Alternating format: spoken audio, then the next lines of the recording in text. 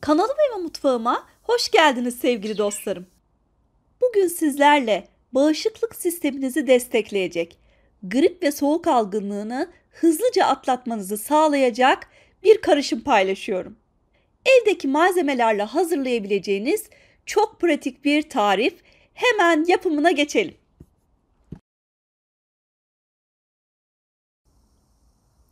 Bir çay kaşığı toz zencefili şöyle ufak bir kabın içerisine alıyorum. Üzerine yine yarım çay kaşığı zerdeçal ekliyorum. Toz zerdeçal. Yarım çay kaşığı karabiber ekliyorum. Yarım çay kaşığı tarçın. Tarçın kullanacağımız balın tadını dengeleyecektir. Hem de şifalı bir baharat biliyorsunuz. Yarım çay kaşığı da karanfil ilave ediyorum. Karanfil de antiseptik bir baharattır. Önce bu baharatları karıştırıyorum. Siz de benim gibi kış mevsimini doğal bağışıklığınızı arttıracak baharatlarla ve gıdalarla geçirmek istiyorsanız bence bu tarifi mutlaka denemelisiniz. Zencefil özellikle bağışıklığınızı arttıracak ve soğuk algınlığıyla çok daha iyi baş etmenizi sağlayacak. Bu karışım grip ve boğaz ağrısı için birebir bir karışım.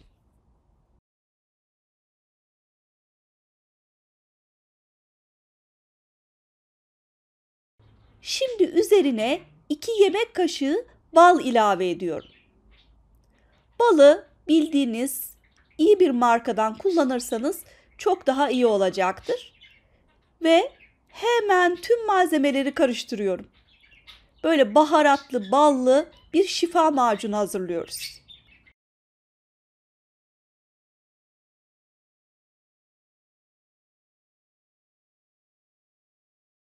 Bu karışımı özellikle sabah kahvaltısında tüketebilirsiniz. Dilerseniz sadece bir kaşık olacak şekilde de yiyebilirsiniz. Ama ben açıkçası ılık suda çözdürerek kullanmayı tercih ediyorum. Kesinlikle sıcak su değil, ılık suyu bardağın içerisine alıyorum. Üzerini örtüp buzdolabına kaldırmıştım ben karışımı. Şöyle açtığınızda yeniden karıştırırsanız çünkü baharatlar üste çıkacaktır.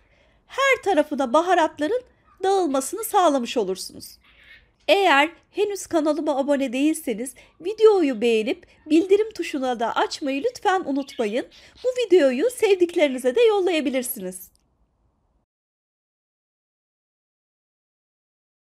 Bir çay kaşığı kadar alıyorum ve ılık suyun içerisine koyuyorum. Güzelce bal eriyip baharatlar tamamen içerisinde dağılana kadar karıştırıyorum. Suyum çok sıcak olmadığı için hemen erimeyecektir. İçerisinde bal olduğu için ben kesinlikle sıcak su tercih etmiyorum. Balın şifasının da vücuduma geçmesini istiyorum. Kaynar suyun içerisine bal eklerseniz balın o içerisindeki tüm yararlı maddeler kaybolacaktır. Bakın gördüğünüz gibi çözüldü. Eğer bu baharatlardan bir tanesine alerjiniz varsa o baharatı çıkarabilirsiniz. Bu çayı sabah kahvaltısında tüketebilirsiniz ya da hastalandığınızda, boğazınız gıcıklandığında tüketebilirsiniz. Bu kışı sağlıkla geçirmenizi diliyorum. Midenizle ilgili bir rahatsızlığınız varsa, ülser ya da gastrit gibi bu karışımı dikkatli tüketmenizi öneriyorum. Ya da doktorunuza sorarak tüketebilirsiniz. Umarım bu tarifi denersiniz ve memnun kalırsınız. Bir sonraki videoda görüşmek üzere. Hoşça kalın.